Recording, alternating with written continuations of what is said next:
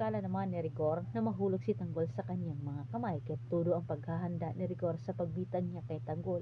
Pero hindi niya batid na ang kanyang ginagawa ang siyang magiging dahilan para sa kanyang pagbagsak.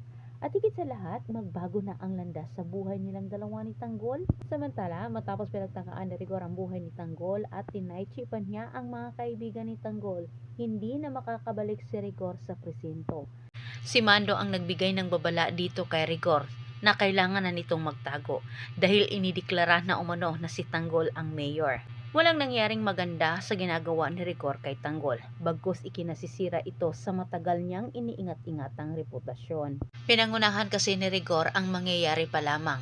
Excited siyang nagbalita dito kay Roberto na mangyari na umano ang matagal na nilang inaasam-asam na si Tanggol ay madido sa kanyang mga kamay.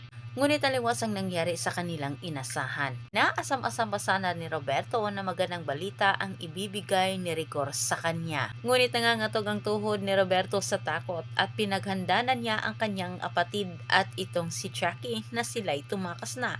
Wala na umano silang pag-asa na mataychi itong si Tanggol. May iwasan ni Tanggol na sisihin ang kanyang sarili. Hindi umano niya nagawang iligtas ang kanyang mga kaibigan. At higit sa lahat, kung natunugan lamang umano niya ang maling kinikilos ni Enteng, maaring mapigilan pa umano niya ang ginagawa ni Rigor. Sa mga kaibigan ni Tanggol, mas lalong ginaganahan itong si Tanggol na maagaw ang kanyang kapangyarihan mula kay Miguelito dahil gusto umano niyang pahirapan itong si Rigor at ibulok umano sa kulungan. Yan ang babala ni Mendoy itong si Rigor. Huwag na umanong magpakita sa Dimas at higit sa lahat sa presinto. Dahil alam niya na ngayong uupo na si Tanggol, siya din ang unang targetin ni Tanggol. Antabayan na ninyo ang susunod kong update.